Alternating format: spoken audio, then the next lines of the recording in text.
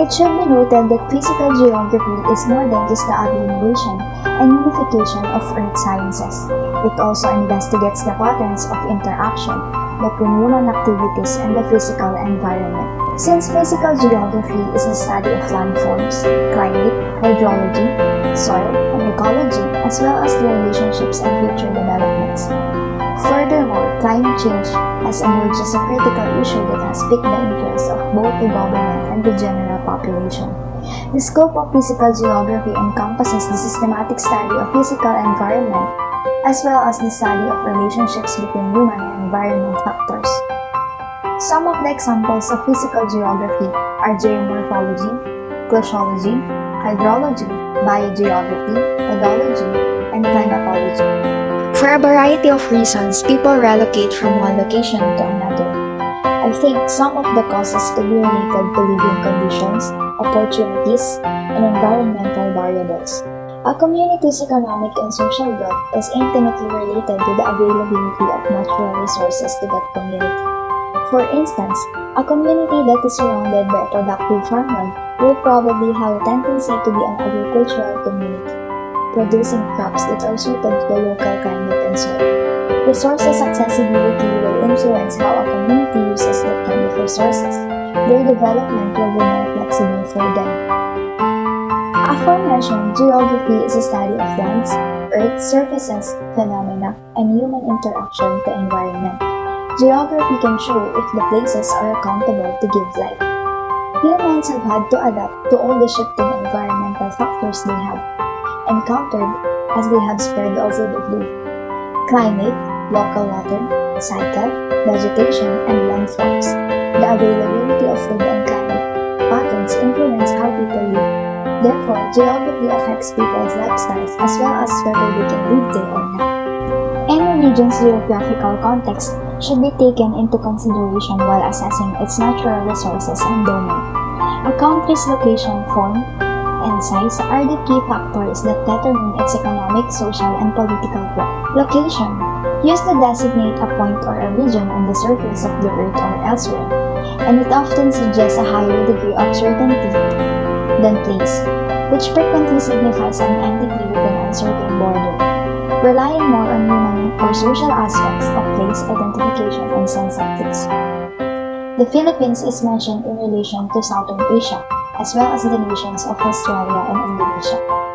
Shape, another geographical factor that affects a nation's economic, social, and political growth, is the shape of something like the country, Philippines. The two extreme shapes of compactness and elongation. The ratio of a state's boundaries to its form is less the more compact the state is. Size.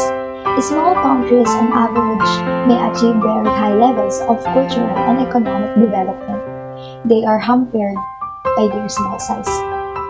But huge size is a sign of greatness, of a high level of growth.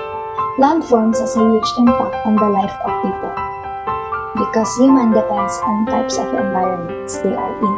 Here are the 5 landforms I like the most. Plains. It is easy to travel and to farm on flat land. Mountains could be unique and adventurous lifestyle. Valleys. The soils in valley are good for farming. Oceans could have a good opportunity of living like fishing. Rivers. It produces fresh water for agriculture and use its water for electricity. Earth is mostly filled with water around 71%, in which 97% of the Earth's water is found in the oceans. 3% of the Earth's water is fresh.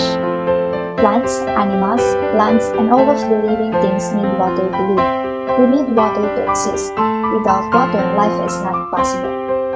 Here are some 5 water forms around the world that I like the most. Ocean. It gives great ambience to people and good for relaxation. It also provides jobs and source of income. Rivers. Rivers are essential source of both water and energy. Furthermore, they are extensively used for transportation and as fishing grounds. Lakes. It has been a key source of transportation, migration, trade, and fishing, as well as a habitat for numerous aquatic species in a diverse region. Glaciers. They store 75% of the world's fresh water. What makes glacier unique is their ability to flow. Seas. It regulates rain and droughts. It provides a pressured source of recreation for humans. It is mined for minerals. It is a variety of animals, plants, fungi, and even microbes like bacteria that comprise our natural environment. Each of these species and creatures collaborate in ecosystems like a complex web to preserve equilibrium and support life. Here are some examples of endangered or rare animals in the Philippines, or what we call the fauna. Philippine eagle, spotted deer and Calamian deer, sea turtles or the green turtles, wild pig or baboy damo, and tertiaries. And here are some examples of endangered and rare plants in the Philippines, or what we call the flora. Chris plant, catman plant, waling-waling plant, staghorn fern plant, and Arabica coffee. If I will be given a chance, I will produce more while protecting the ecosystem and strictly focus on its implementation. And through an effective campaign on the critical importance of biodiversity in human lives, Filipinos will cease from the illegal trades that drastically affect biodiversity. And foremost, humans should preserve biodiversity by reducing consumption and conserving carefully. Weather is the collective name for the momentary properties of the lower atmosphere, including precipitation, temperature, humidity, wind speed, direction, and atmospheric pressure. The weather can be clear, overcast, rainy, foggy, chilly, hot, windy, stormy, or stormy. Climate refers to the climatic changes over longer time periods, often 30 years or more, as opposed to weather, which refers to short-term changes in the atmosphere. And now we are asked to list some of the hottest and coldest places in the Philippines and in the world, then and now. Coldest, Baguio City, Philippines. Hottest, Dagupan City, Pangasinan, Philippines. And now in the world, coldest, Eastern Antarctic Plateau, Antarctica. Hottest, Davao, Ethiopia. Typhoon Haiyan o Yolanda in November 2013. Typhoon Goni or Ravi in late October 2020. Typhoon Haiyan. Reforestation, the use of renewable energy and the preservation of forests and natural reserves to conserve natural biodiversity are all positive human influence on the environment. Some ecosystems have been able to maintain or extend their existence thanks to habitat protection and even assistance with the protective growth of endangered species, while the negative effects of human activity on the environment include deforestation, pollution, overcrowding, and the combustion of fossil fuels, climate change, soil erosion, poor air quality, and undrinkable water to have all been brought on changes like this.